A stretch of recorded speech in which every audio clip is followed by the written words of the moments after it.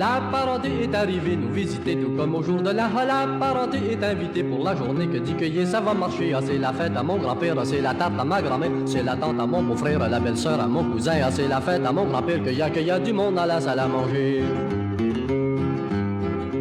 La parenté assez bourrée de l'or salé, tout comme au jour de la parenté va rester pour la veillée. Y a trop de bonheur pour s'en aller. Ah, c'est la fête à mon grand-père, c'est la pipe à ma grand-mère, des cancans, des criatures avec l'air bête à ma belle-mère. Ah, c'est la fête à mon grand-père, à fumer donc encore un peu. Ah, c'est la fête à mon grand-père, la marmaille à ma grand-mère, c'est effrayant comme y a du train, puis le bébé qui a fait à terre. C'est la fête à mon grand-père, puis c'est la chatte qui fait le ménage avec le chien. La parenté s'est trémoussée pour danser tout comme au jour de la parenté s'est accouplée, ben enlacée, les hommes, les femmes ont des frémilles dans les pieds. Ah, c'est la fête à mon grand-père, le plancher net à ma grand-mère, c'est la gigue à mon beau-frère avec le violon du cousin. Ah, c'est la fête à mon grand-père, puis comme on dit, on est ici pour s'amuser. Permettez-moi de rendre hommage en cette chambre à M. Jean-Paul Filion. M. Filion a atteint le 24 février dernier l'âge honorable de 80 ans. Ce résident de Sainte-Anne-de-Beaupré, dans ma circonscription, figure parmi les plus grands noms de l'histoire culturelle du Québec et du Canada. Précurseur des chansonniers, auteurs-compositeurs de la trempe des Vigneault, Ferland, Leclerc, M. Filion a fait sa marque à la fin des années 50. Dernièrement, le conseil d'administration du Panthéon des auteurs-compositeurs canadiens intronisait la célèbre chanson « La parenté » au cours d'une soirée hommage soulignant son génie musical et sa contribution considérable à notre patrimoine culturel. Merci, M. le Président, et bon anniversaire, M. Filion. La parenté, ça, j'ai écrit ça un soir, de nostalgie, encore une fois. Tu sais, moi, j'étais dans mon petit coin, j'écrivais toujours le soir. Dans le jour, j'avais mon travail de décorateur à la télévision de Radio-Canada. Le soir, j'avais ma guitare, mes affaires, mes cahiers. Quand tout le monde dormait, j'avais le silence qui me permettait. Donc, ce soir-là, je me rappelle, en 2 heures, j'ai écrit La parenté avec ma guitare. Bon, ben moi, je m'appelle Jean-Paul Filion, là. On a beaucoup de plaisir, on a beaucoup de bonheur aujourd'hui. Moi, j'ai fait de la chanson, j'ai fait de la peinture, j'ai fait du théâtre, puis j'ai écrit des livres. Ça fait beaucoup de branches dans mon arbre. Une branche pour ci, puis une branche pour la musique, puis une branche pour le violon, une branche pour la littérature. Puis... Alors, je suis un homme très, très branchu et branché. C'est tout.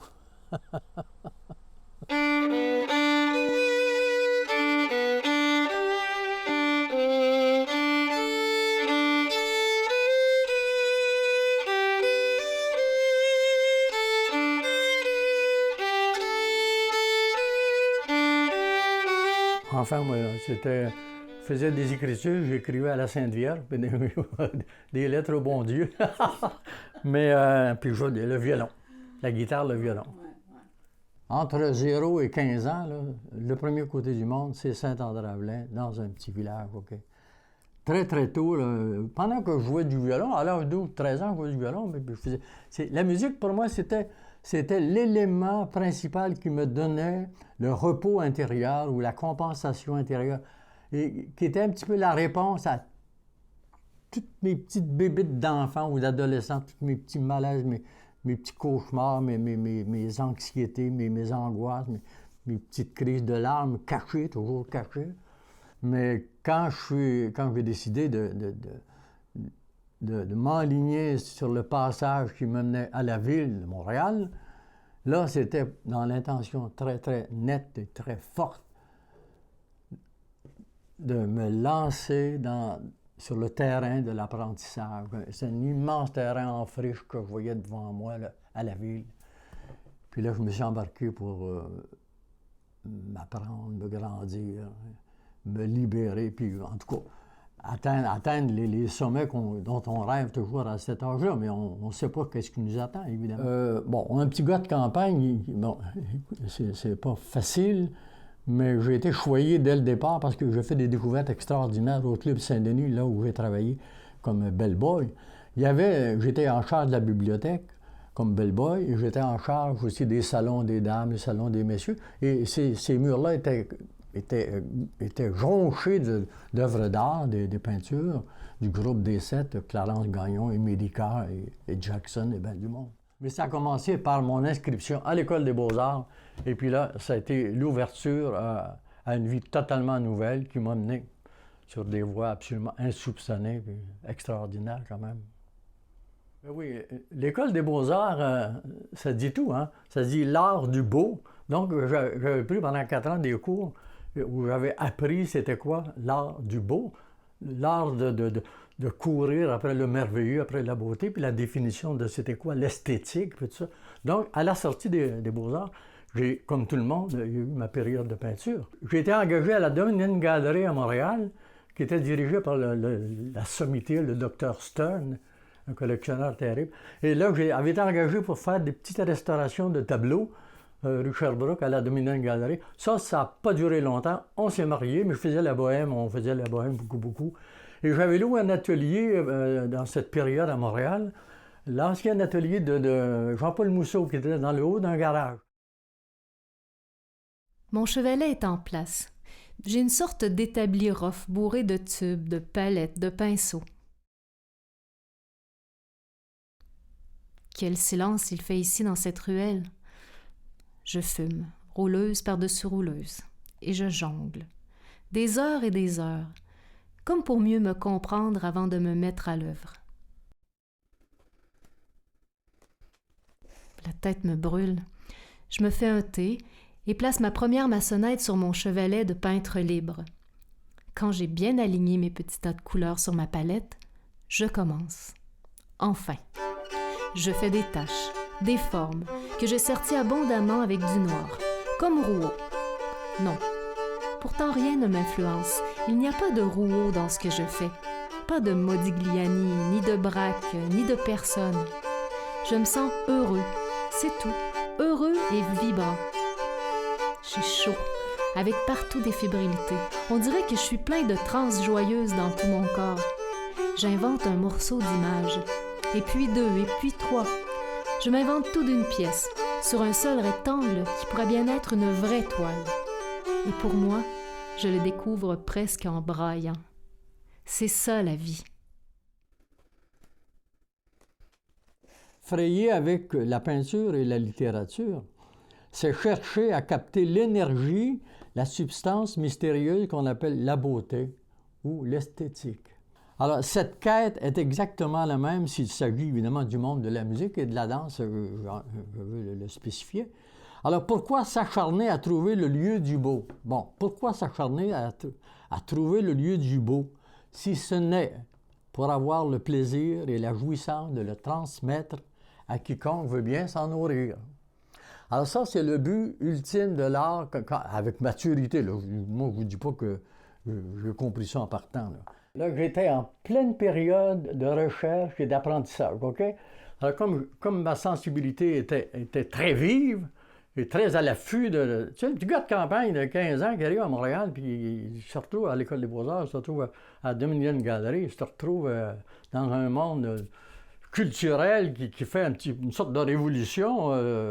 assez important, parce que le refus global, mais même avant le refus global, il y a eu aussi l'école littéraire de Montréal, avec Nelligan, puis Albert Ferland, puis Albert Lozeau, mais c'est quelques années avant. Et avant ça, il y avait eu l'atelier de l'Arche, rue Notre-Dame, avec d'autres bohèmes complètement fous, comme le major colonel Roger Maillet, qui était là-dedans, Ringuet était là-dedans, Edmond Massicotte était là-dedans. Avant le refus global, il n'y a personne qui met ça en évidence. Il y a eu Prisme Dieu. Bien, Prisme Dieu, c'était un mouvement qui a fait un manifeste juste avant le refus global, 6 mois avant, en 1948. Alors, tous ces gens-là, tranquillement, ont fait une chaîne d'influence sur la conscience collective du Québec, tranquillement, pas vite, hein? Mais le gros boom, ça a été le refus global.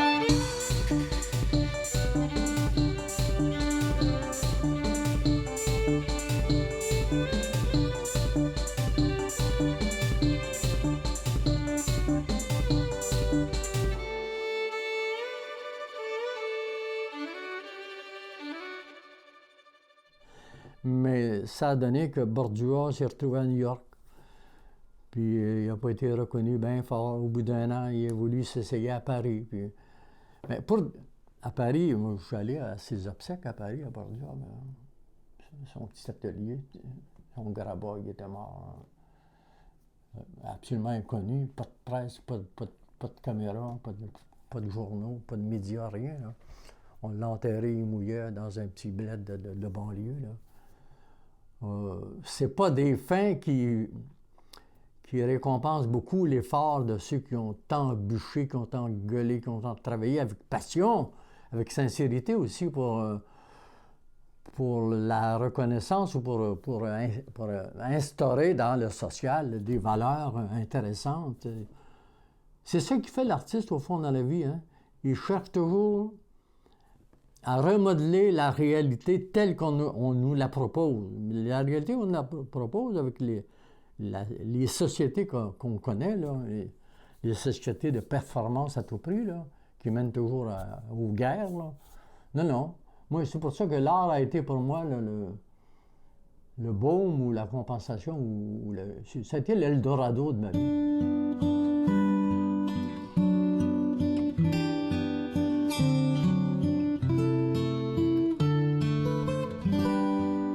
J'avais une exposition de peinture de peintres canadiens en Europe en 1951.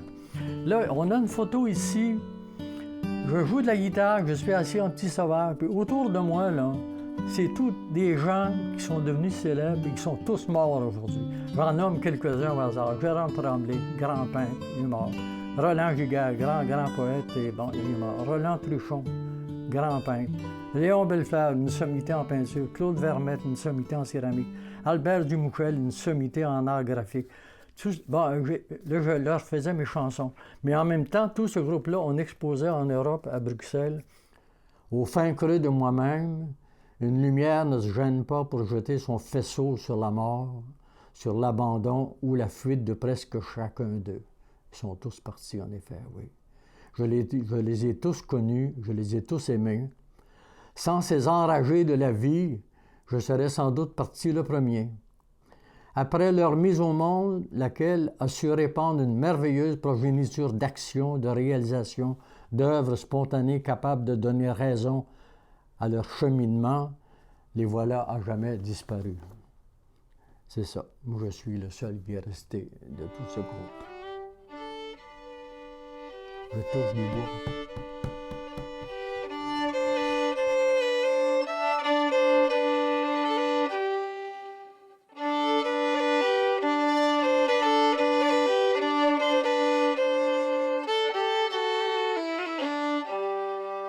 Là, c'est une étape majeure dans ma vie.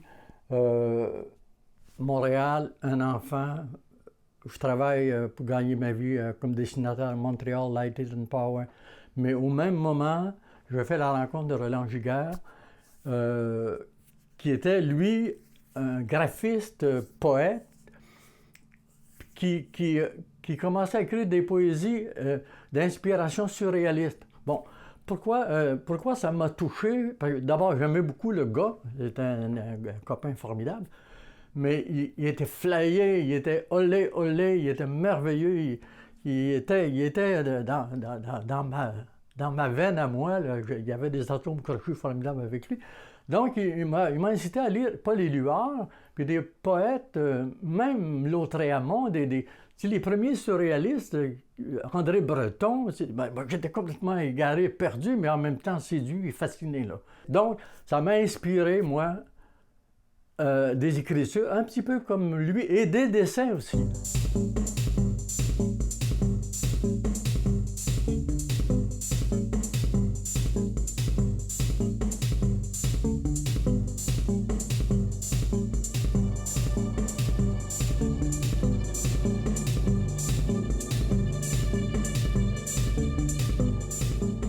J'ai publié mon premier recueil de poèmes qui s'appelle « Du centre de l'eau à l'Hexagone ». Je pense que Gaston Miron avait aimé mes poèmes. Et c'était la couverture de ce petit recueil, le premier recueil que j'ai fait. La couverture était de Gilles Carle. Mais le beau Gaston, par la suite, il a voulu que je lui montre à jouer de la musique à bouche. Moi, je pouvais jouer de la musique à bouche en même temps que je faisais un peu de guitare, un peu de violon, tout ça. J'allais chez lui, au Carré Saint-Louis, il avait sa petite Emmanuelle qui avait 10, 11, 12 ans, peu importe c'était ça. Un jour, je lui apprends un peu à jouer de la musique à bouche, à souffler là-dedans, puis comment poser la langue sur les notes pour pas faire trop de cacophonie, là. Et ben là, elle dit, joue, toi, là, montre-moi comment ça va. Fait que là, j'ai pris la musique. Bon, j'ai joué une tourne de la Voltige. La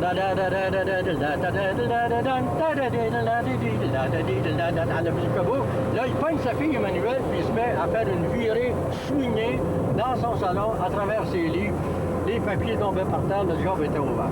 Ça, c'était des drôles de des drôles de récits, des drôles de situations.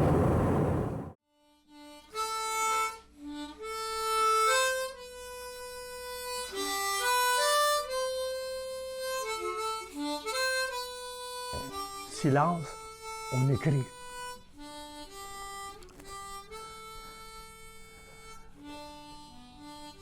Je fus l'enfant.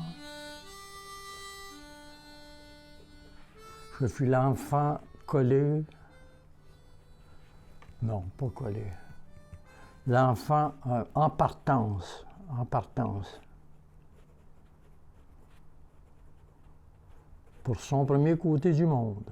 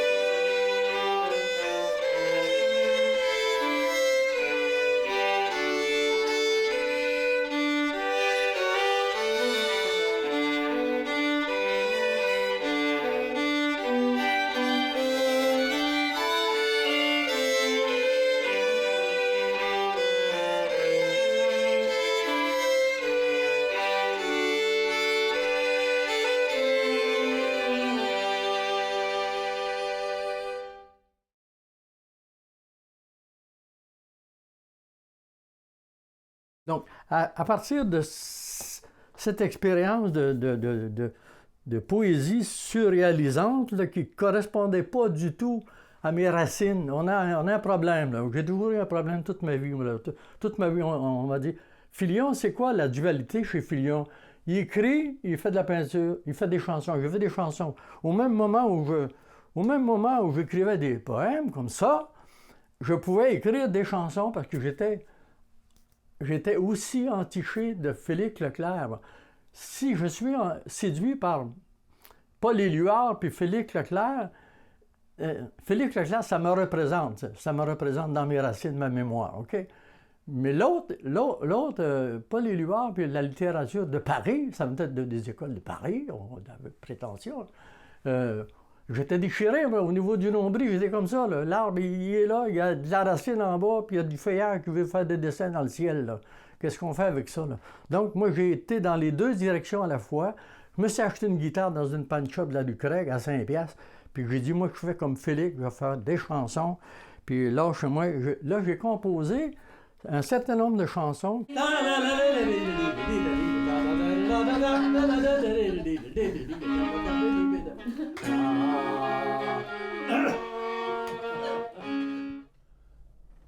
J'ai-tu des couettes?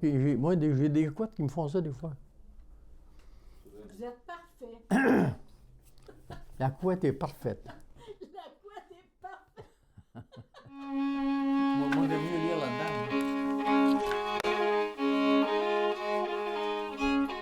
Non, mais faut aider vite aussi. Je dormais dans le chagrin, tu m'as pris dans ta ronde. J'étais pauvre, j'étais rien, et tu m'as mis au monde.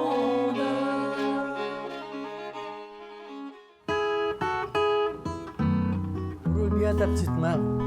Ça, c'est dans mon premier disque, ta ça, là. petite main Roule sur bien la ta rivière, petite sur main, le sur la chemin. rivière, sur le Roule tout ton bonheur et ne dis plus jamais rien. La toute première chanson, Un poète des rues, chantée par Galant Guérard à la télévision. J'avais failli mourir d'émotion. Un poète des rues dont je n'ai jamais su le nom a quitté mon pays de misère. Il est parti à pied sans faire de bruit. C'est le genre d'inspiration qu'on avait à l'époque. Hein. Aujourd'hui, ben, c'est pas pareil. Dijon, Québec, c'est un gars qu'on connaît. On n'a pas besoin d'en faire un grand portrait. Tout le monde le voit, chacun le côtoie. Dijon, Québec, c'est le bon Québécois. Dijon, Québec, soit dit en passant. Ce grand amour, c'est comme une roue qui tourne sans jamais s'arrêter. C'est comme une roue qui tourne sans jamais s'arrêter. C'est comme le vent qui traîne un morceau de papier. Cet amour entre nous. Quand on est bon vivant, on a toujours un petit penchant pour quelque chose d'appétissant, quelque chose qui aide à vivre content. Ça me fait penser à mon cousin Belima. Lui, son défaut, c'est d'être un gros mangeur. Il manque un maigre défoncé, une douzaine d'œufs, un pain entier, 15 patates, 3 livres de viande, ça y pèse pas au bout de la langue. Dans le temps des fêtes, il devient si gourmand, cavale à lui tout seul une dinde de 2 ans. Au mois de janvier, ça passe aussi, quand il est toujours en appétit, il dit tout le temps, bourrons-nous, ben faisons sa vie, de carême s'en vient. Ces airs-là me viennent sensiblement des musiques que j'ai entendues dans mon enfance. À la radio, on avait des chansons de Villa Légaré, puis La Bolduc, puis Le Soldat Lebrun, puis tout ça. Mais c'était ça, ma source de nourriture musicale, elle vient de là, elle vient pas d'ailleurs. Alors là, j'imite Gaston Miron quand il est chez nous puis qu'il te versait. Nous partîmes pour un voyage en canot sur la Gatineau. Ben souvent les pieds par terre et la charge sur le dos. Nous étions... Bon, là, ça c'est Gaston Miron, il a chanté jusqu'au bout du bout. T'as appris ça, cette affaire-là. Et moi, la Gatineau, ça me chante, c'est mon pays là-bas. Alors, c'est Alfred Desrochers qui avait appris ça. Ça, moi, je peux pas te la chanter du début, mais je me rappelle, c'était le refrain. Moi, le certain truc clé, là, quand le gars, il s'ennuie de sa fille, il dit que le papier coûte cher. Oh, que le papier coûte cher, oh, dans le beau Canada, surtout à Trois-Rivières, que ma blonde m'écrit pas. Oh, que c'est ennuyant d'être si éloigné, à vivre dans la tristesse tout le long d'une année.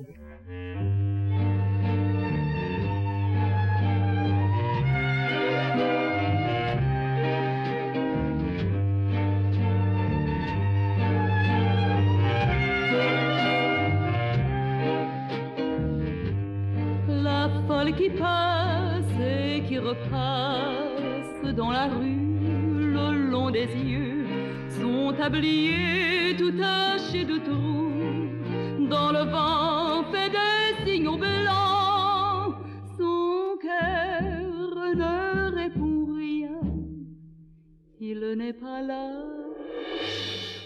Moi, j'ai écrit La Folle.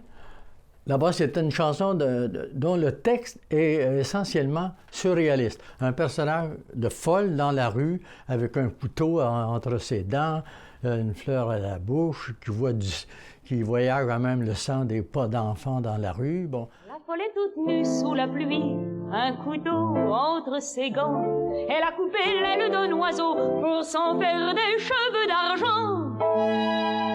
Le ciel s'est replié pour bien longtemps. La folle est plus folle que jamais, la folle est plus folle. À partir de ce prix de la chanson, j'avais beaucoup d'encouragement. Même je profitais d'une certaine notoriété dans les journaux, puis les hit parades, mais j'étais pas apte, j'avais pas le talent de la célébrité, mais pas du tout. J'allais me cacher pour pas signer des autographes. Il y avait des hit parades dans les journaux, les co-vedettes et tout ça. Là.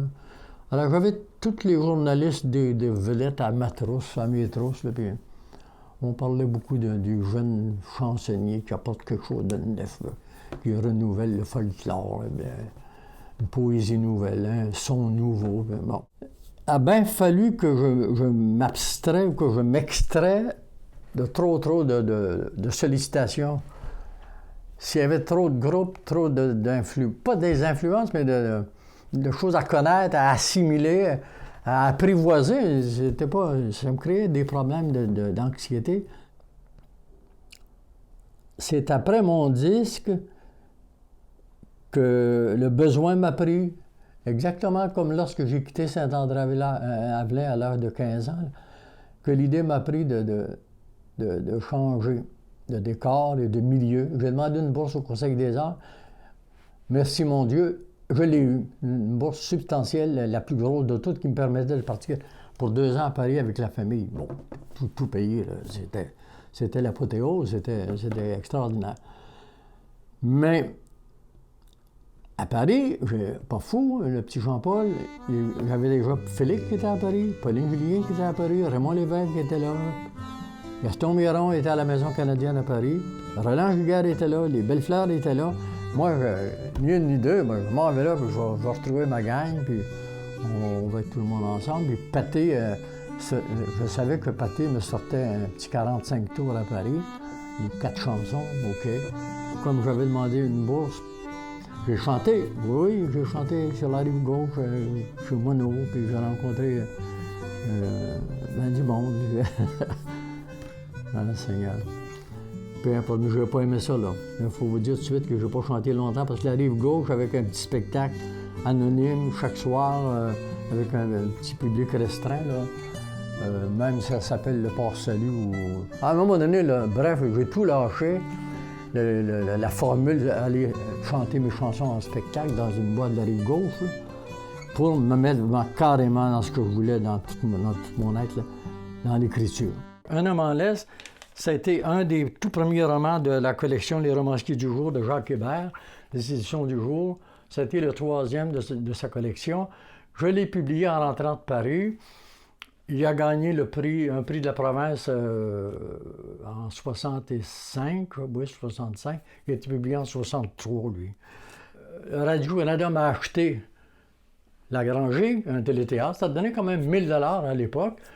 Ça a été monté en noir et blanc, en direct à la télévision.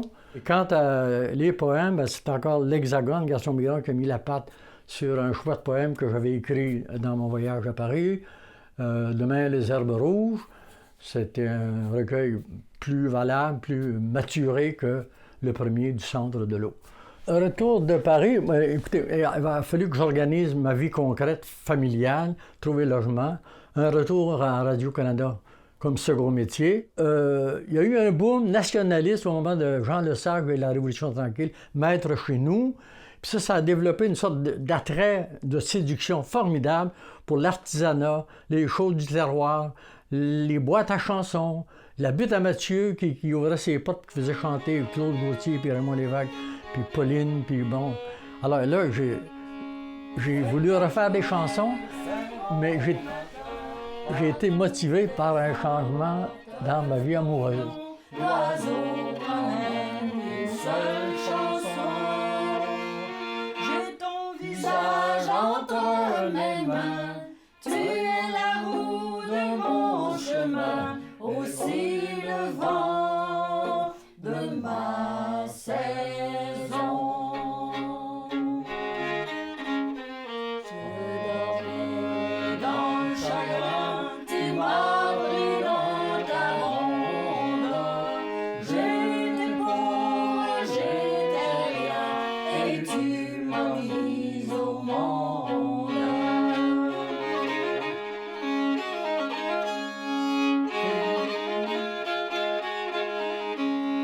Qu'il veuille qu'il vente, que le ciel se noie, j'aurai tes yeux comme un pays.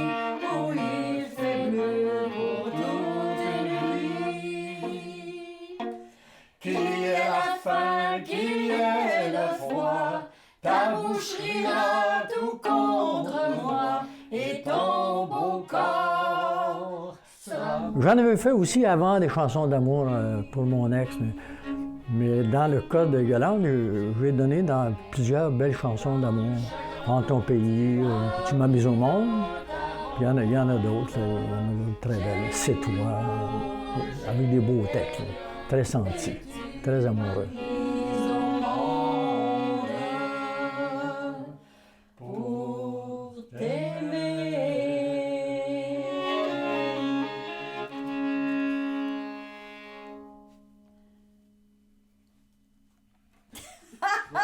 Bravo. Ah ben.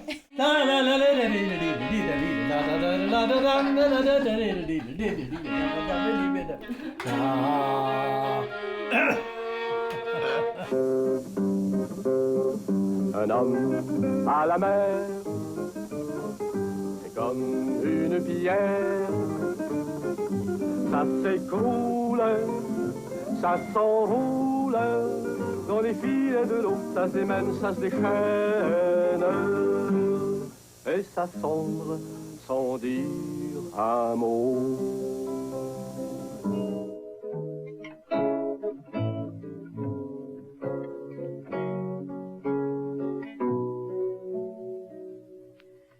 Le temps qui passe n'est pas le mien. Le temps qui jase ne me dit rien. J'ai de l'hiver plein mon chemin et j'ai un trou dans chaque main.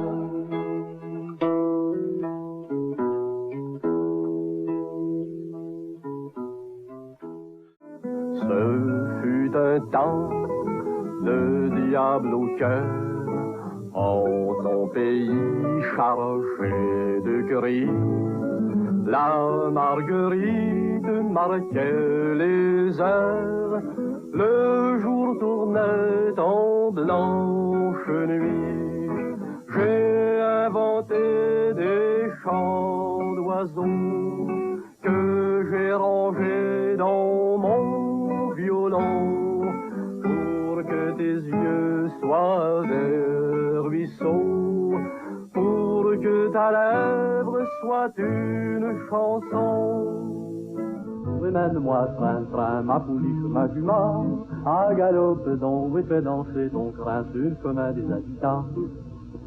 C'est un vieux refrain que chantait Dumais à chaque bonsoir qu'il s'en allait veiller. J'étais à vue, c'était mon ami, j'avais pris ma blonde dans ma famille que lui. À galope donc, oui, mène-moi, train, train, ma pouliche, ma jument, à galope donc, oui, fais danser ton train sur le chemin des habitants.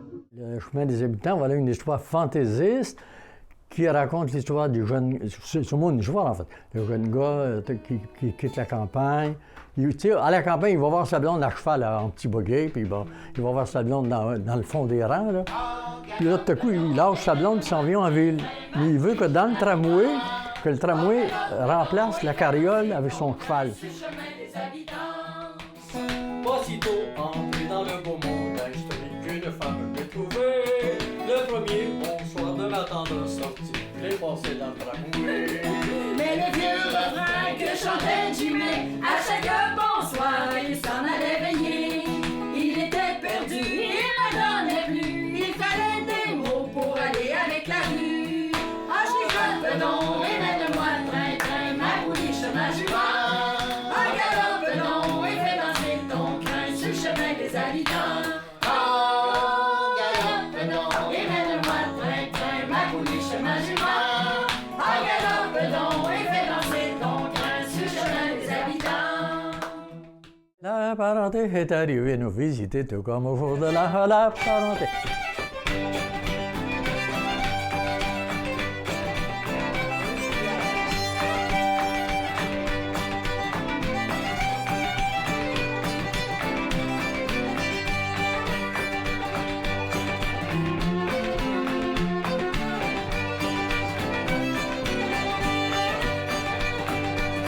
c'est un classique du temps des fêtes, la parenté. OK, tout le monde sait ça. Mais non, c'est pas. Je voulais pas faire une chanson du jour de l'an, là. Je voulais faire une chanson caricaturale un peu, pas méchante, drôle, d'une fête de famille à la campagne, par exemple chez mon oncle Noré ou chez mon oncle Arthur, n'importe où, il y a dans les rangs, il y a des anniversaires, on fait des noces, on fait des rafles, on rafle un cochon ou un tracteur, on fait des fêtes. Bon. Il y a de la musique, il y a de la chanson, il y a de la danse, il y a de la boisson.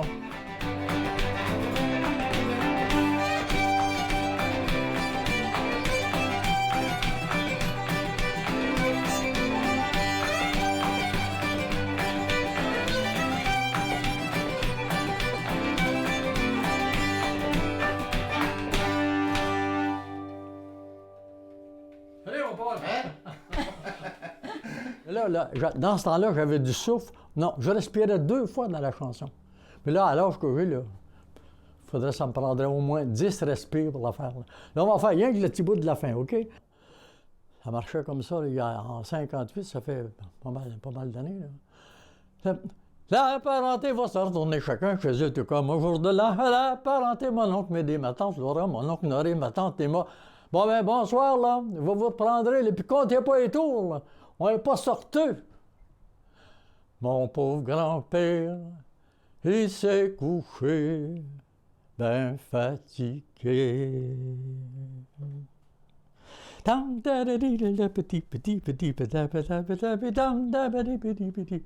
vrai Gilles Vigneault.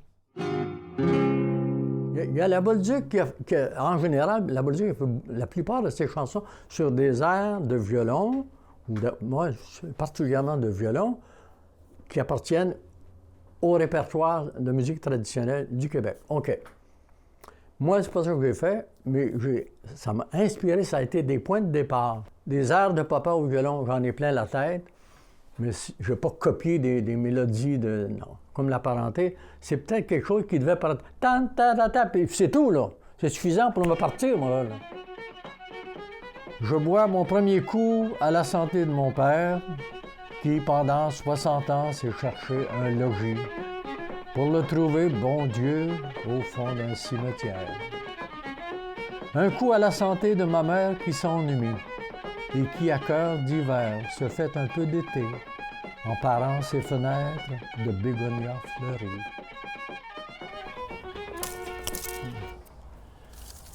Fait que là, moi, là, je m'appelle Jean-Paul Filion, puis je suis capable de jouer du violon.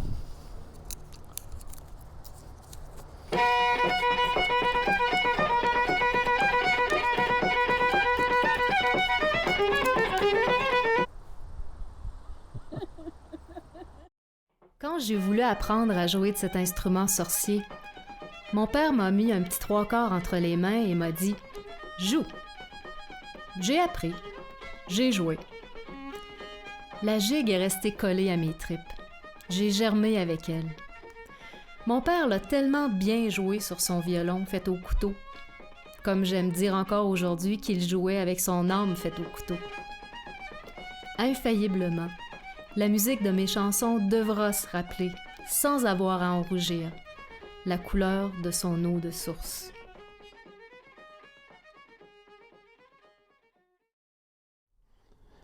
Mon père dort de son dernier sommeil.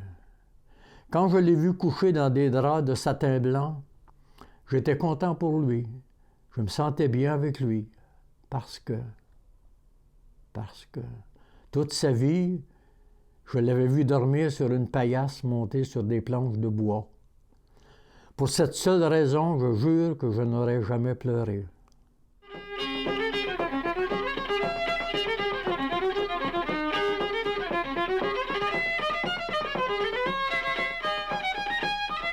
Tout au long de mon enfance, j'ai vu mon père jouer du violon en tapant des pieds. J'ai entendu et aimé les airs qu'il savait enseigner à mes oreilles. Il jouait comme il priait, yeux baissés, mains qui parlaient d'elles-mêmes pour une rencontre avec la lumière d'en haut. Mon frère Marcel, lui, m'a dit que, avant de partir pour l'hôpital, papa répétait au monde que son garçon Jean-Paul venait de gagner un gros prix avec une chanson qu'il avait composée. Une chanson royale, disait-il.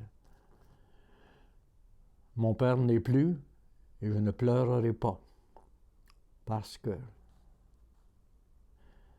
que sa solitude m'était tellement pénible qu'une fois j'ai eu besoin de faire des strophes que j'ai chantées pour lui sans qu'il le sache.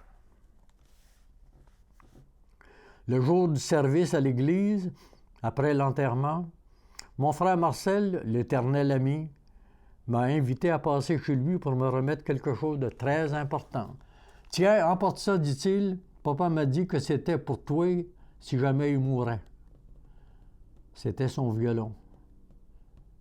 Un beau violon emmitouflé dans une boîte noire. Revenu à Châteauguay, j'ai d'abord rangé l'héritage dans le fond de ma garde-robe et j'ai laissé filer l'eau du temps. Hier soir, j'ai attendu que la famille dorme et j'ai été capable de sortir le violon en secret, l'accorder, lui mettre une sourdine et jouer pour moi tout seul. C'était mon morceau préféré, la grondeuse. Et là, j'ai pleuré.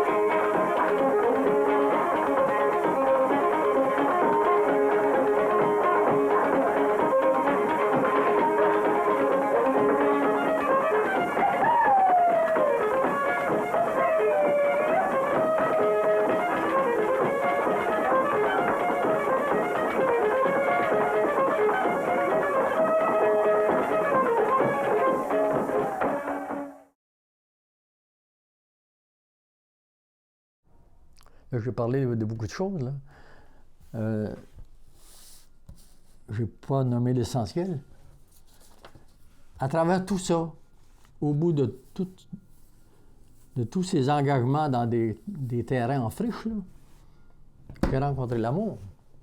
Voilà la grande découverte qui triomphe de tout. Comme décorateur, on m'a affecté, on ne dit pas cédulé, c'est un anglicisme, hein. On m'a affecté comme décorateur à une émission qui s'appelait « Dans tous les cantons ». À l'époque, Radio-Canada avait beaucoup plus il était beaucoup plus sur le terrain qu'aujourd'hui, là, c'est ça que je veux dire. Alors, il plantait une grande tente de 1000 places, un chapiteau terrible, dans des grandes villes du Québec, hein, Sherbrooke, puis, je ne sais pas, où au nord, Saint-Jovite, ou bien... là, on était rendu à Beauceville, puis Gilles Vigneault, l'émission était animée par Clément Desrochers, Hervé Brousseau, puis... Oui, c'est les deux seuls qui animaient l'émission. Gilles Vigneault était là aussi, je pense, un bout de temps. En tout cas, bref, Gilles Vigneault m'approche à un moment donné, puis il me dit « Viens voir la fille qui chante au piano, elle est en train de pratiquer. » C'était une fille qui composait des chansons, qui était très, très belle, qui s'appelait Yolande Leclerc, puis il m'a dit « Regarde, cette petite fille-là, elle va aller loin, elle était formidable. » Puis il avait les yeux grands comme des 30 sous, qu'on me dit. Mais le beau Gilles, non, c'était bien sympathique, ce moment-là. Elle m'a tombé dans l'œil. Elle était avec Monique Mévy-Deschênes, elle, là. Puis elle avait sa petite Volkswagen, mais il y a eu un orage terrible avec beaucoup de bourrasques et de vent terrible pour rentrer à Québec. Puis moi, je lui ai interdit de se mettre sur la route avec sa petite voiture. J'ai dit, vous allez vous en venir avec moi. Je l'ai rentré dans ma chambre de motel, bon, on n'est pas ressorti. Bonne fête, mon merveilleux amour. Bonne fête à ton âge sans âge, à ton cœur qui m'enveloppe de sa laine angora, à tes yeux qui toujours me tendent la main, à ta bouche de patiente tendresse, à ta voix qui laboure ma terre, à ta voix qui me vitaminise, à ton âme de primale blancheur. Bonne fête à toi que j'aime et qui m'aime sans bavure. Merci de ta présence qui me justifie que cette année te pleure ses beautés et ses largesses. Ta toute yo.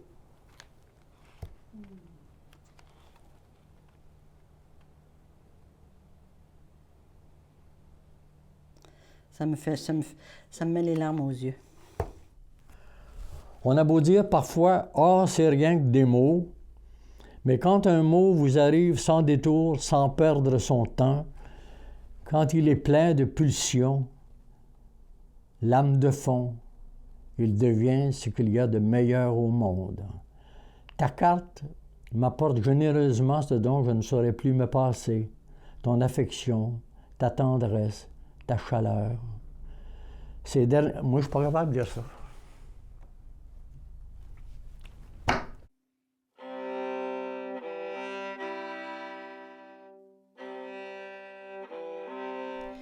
Plus le temps avance, plus je protège et ménage les fils qui me tiennent encore debout.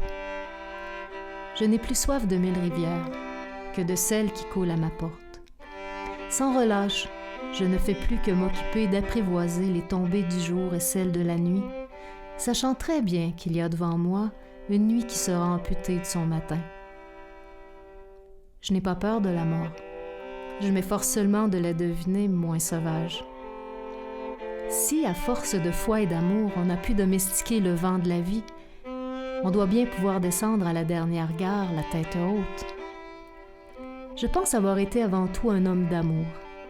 Et si, à mon âge blanc, j'ai le bonheur d'être encore en voyage heureux avec une femme heureuse, j'aime ralentir le pas, afin que la marche devant moi dure le plus longtemps possible. J'écoute de la musique, je lis beaucoup de poésie, j'en écris, je fais un peu de peinture, j'ai mon violon, j'ai toujours mon violon. Une guitare. Yolande, c'est ma reine dans ma vie. Alors, c'est cette espèce de métissage d'éléments absolument qui arrivent, oh mon Dieu, pas comme un point d'orgue, mais comme un triomphe. C'est le triomphe. C'est Chateaubriand qui disait, si vous voulez triompher du temps, créez des choses immortelles. Bon, mais là, moi, il me semble que j'ai triomphé du temps. Et puis là, je vis avec des éléments que j'estime être immortels.